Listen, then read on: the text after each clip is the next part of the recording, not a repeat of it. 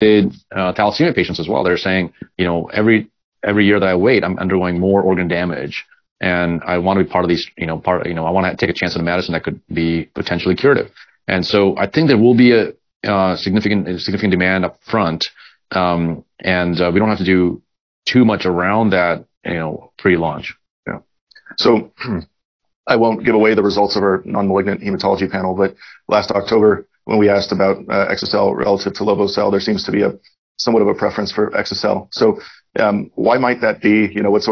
What are the KOLs or the physicians latching onto that they could potentially find attractive over lovo-cel? Yeah, Vertex has done a lot of work around physician preferences and patient preferences in the places that we've been involved in quite closely as CRISPR, and personally I've seen as part of panels or discussions that I've been attending or being part of. I would say with the patients themselves or the parents of patients, there's a significant preference for a CRISPR-based approach. Whatever the reasons are, that whether it's potential safety, potential elegance of the approach relative to lentivirus, there's a strong preference to say if both are available, I'll probably go with the CRISPR approach. With physicians, it's more nuanced. I think there's different physicians and treating centers that have different experience levels with one or the other. They'll say, I want to look at the full data, that at the time, of approval, I want to compare, based on these aspects, or say, we'll see how the support level is around using the therapy from your company versus something else. So there'll be more in that mix. I'm less worried about us versus Bluebird at this point versus the category buildup. I think that's really the key is, how do we build a category that's completely novel in the industry? In fact, we get a lot of questions like this from pharma companies. They're trying to watch and say, what's going to happen with some of these launches? Because, there's a point of reckoning that pharma companies are going to have. They either have to, they're going to have to build these capabilities, which many pharma companies have said, let's see what the telltale signs are before we jump into these categories. And so, really, I think it'll be a combined effort in a way to build a category. And we appreciate everything that Bluebird's doing in educating patients, educating physicians, educating parents. So how big of a category do you think this could be? Well, I do think this is going to be a significant drug in terms of, given the level of unmet need, given the support there's in the system for a solution for sickle cell. Hard to believe it's over 100 years since we identified sickle cell as a disease. And with the recent surprising data from the full phase 3 for crizanlizumab, we're back to square one. There's literally no drug available for sickle cell patients.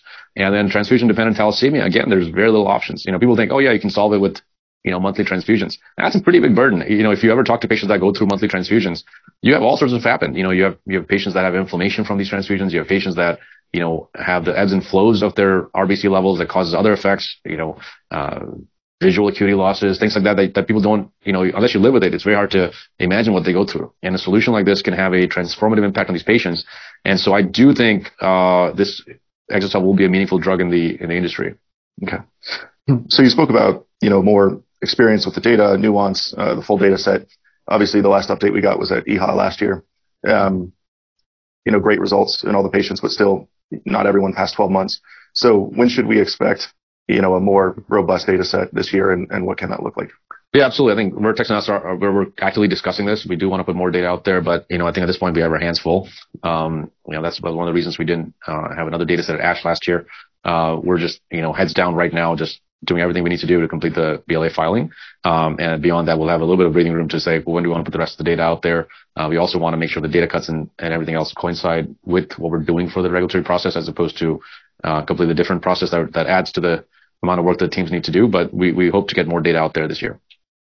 Okay. And you guys have ongoing efforts to identify a more mild conditioning regimen. So can you give us the latest there and when that might, potentially make it to market, or at least when we'll see phase 2-3 data that could de-risk the approach?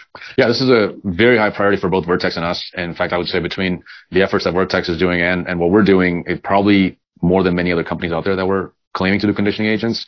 It's not a very straightforward thing. You do need to identify an agent that hits a certain pharmacodynamic window. You need to be, potent enough to go, kill the existing stem cells in the marrow, but then disappear as an agent before you have any impairment of the drug product. So you need that short half-life, but you need that quick hit as well without any toxicity. And so, it takes a lot of expertise around just the target biology, and the know-how of creating ADCs that can fit the profile that you're looking for. So we do, we'll have more updates on the progress we're making there. There's some obvious targets like c-KIT and some other non-obvious targets, but we're making good progress. I don't think it's going to be, something that comes into play in the market in the next couple of years. It'll take longer than that, but that actually, in some ways helps us because we established the notion of how the supply chain works, how the, support for the treatment centers work, over the first 2 to 3 years before something else, could conceivably come into play. Okay. And the final question on manufacturing capacity. Will there be any constraints early on, or how many patients could you conceivably treat based on the current setup? No, I think we've done everything we can to make sure that we're not in a constrained world in terms of capacity. I mean, that said, we may always get surprised by the amount of demand there is. But what we've done is created we have multiple manufacturing facilities that are redundant and where we can route the samples to, or the harvested CD34 cells. And we have enough capacity that can be easily scaled up if we need to. Now, as we go towards year 3 or 4 of launch, we'll have to obviously increase our capacity, but for now, I think we're in a good place as far as capacity is concerned. Okay, great. Any extra-cell questions before we move on? All right. Let's move to the in vivo pipeline. So for 210, phase 1 is finished dosing. Should we expect an update by the end of the year? Or? So we're quite committed to Regen Med as a franchise, and the ultimate thesis behind this is, the last 20 years have been a lot of work around iPS cells and embryonic stem cells to create different organ systems. There's a huge unmet need. I was looking the other day at the wait list for a kidney transplant. It's 95,000 long. And, you just won't most of these patients just won't get another kidney. And so there is a way to differentiate iPS cells into different organ systems, but they can only be mass produced if they're stealth. Otherwise, if you're doing it bespoke, patient by patient, it's never going to be a real commercial success, or it's never feasible from an economic standpoint. So if you're going to do this with CRISPR or gene editing, there's a certain set of edits that become very important. We have filed a lot of IP on a combination of edits and we start with the type 1 diabetes setting because, one, there's a strong unmet need there for pancreas.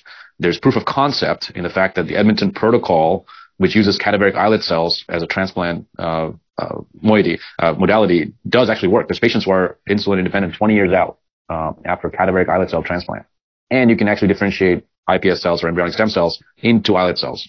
With our edits, and we have filed extensive IP on beta-2M, PD-L1 knock-in, HLA knock-in, C2TA, et cetera. I think, we're building a core set of capabilities on Regen Med that, along with the manufacturing capabilities, will allow us ultimately to do many different organ systems. And we're just scratching the surface here. With diabetes, what we did is we did VCTX210 and then VCTX211 with our partners BioSite.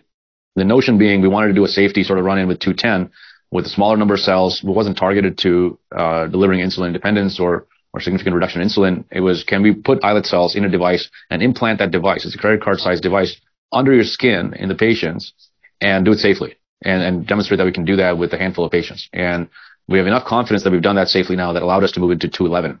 And 211 is optimized for cell dose to actually produce enough insulin to potentially render these patients insulin dependent, but also, it's optimized from a clone perspective. It's optimized from, how many devices you may need to put in, et cetera, and has additional edits to make them more robust cells. This is particularly edits that relate to endoplasmic reticulum stress. And so we'll have data as a combined data set probably between 210 and 211 at some point. We're discussing actively with Vertex on when and how we disclose that. Okay. And I guess specifically to 211, which is the optimized product, as we think about previewing that data, what biomarkers will be important in terms of gauging efficacy early on? The most important biomarker for islet cells is C-peptide. So, insulin is produced as proinsulin by these cells, and then it gets cleaved into insulin, and the byproduct is C-peptide. Most of these patients are actually injecting themselves with insulin, so you have to differentiate between the insulin that's injected versus the insulin that's produced by these cells. And so C-peptide measures are the key biomarker for these patients. And obviously there's other biomarkers we look at as well. But if a C-peptide level is above, a certain metric around 500 nanograms per milliliter is actually a very good sign that, you're producing enough insulin to render them insulin dependent. If nothing else, you're going to reduce the hypoglycemic events quite a bit. Okay. I guess as we look to other products in the in vivo pipeline, and in general with gene editing, cardiology applications are obviously potentially exciting in terms of magnitude of the opportunity, but it seems like something that's very far away, right? In terms of people actually wanting to edit themselves for those indications. So, I guess the ANGPTL3 program is kind of where you guys are starting. Why is that important, and how can the progression of that program in the cardiology pipeline play out? Well, my take is actually not that far away. There's people are going to be raising their hands to do this. In 2015, when we started doing the sickle cell program, everyone was like, oh, this is so far away. Who's going to want to edit their bone marrow cells, in this indication? And now there's like people coming out left and right saying they want to do that. In cardiovascular disease, it's going to be the same way. I met with someone on Friday who was taking 3 drugs to keep their LDL below 15. And the reason is they have very high genetic LPA. And in their family, they've had a number of, cardiovascular events and early death because of that over the last 3 generations. And so, this person's saying, gosh, there's an LPA solution. I'm definitely going to take that because, it just based on my family history, this could mean 10 to 20 years of life. And so what you're seeing is an increasing acceptance around editing to prevent disease. And obviously the greatest body of evidence we have is around PCSK9, but it's also the most crowded in terms of the number of options there are. ANGPTL3 is something where there's only one other approved drug. And there are populations of patients that have very, very high triglycerides. So even if you knock down their LDL, they still have very high cardiovascular risk. And these have been shown in natural history studies with over 10,000 patients that had some naturally occurring SNP. And so we're excited to move into in vivo with these indications this year. So it's not that far away. And starting with ANGPTL3 and LPA, then subsequently we'll do other risk factors as well. And what you're going to see is increasing acceptance by physicians and patients to do the clinical trial, but eventually in the marketplace as well. All right, let's move to oncology and the cell therapy pipeline. So CTX110 is a potentially registrational trial starting. So what ultimately do you think you need to show in this trial for approval, but also to be competitive and see use in the clinic? Yeah, I think with CD19, generally with our allogeneic cell therapy portfolio, we're pretty excited about everything we're seeing. We've now dosed over 150 patients with our CAR Ts. So we probably, outside of Gilead, have the biggest patient data set for number of patients dosed to understand what's going on in these patients across different settings. Both solid tumors, T-cell lymphomas, as well as CD19 positive malignancies. And we've learned a lot from that experience. And what we have here is CTX110, which is the first generation CD19, which showed that about 40% CR rate with a single dose. And about a 20% CR rate, that's a durable CR rate, if you look at 6-month or 9-month CR rates, right? So, half the CRs are maintained durably, which indicates that if you hit the tumors hard early on, you could get high durability. Now, in the real world, you have auto CAR Ts at about 30% 6-month durable CR rates. Okay. I think whatever the published numbers are in the clinical trials, in the real world, you're about 30% and bispecific somewhere in between. So if we can get to a 2-dose regimen with our CTX110 and improve that even by a couple of percentage points, I think it's going to be a very competitive drug. I think, you capture 10 to 15% of the relapse refractory market, you're talking about a close to $1 billion drug. And this has several advantages over bispecifics. It's not a 9-course treatment. It's a single course of treatment with 2 doses. It's very safe.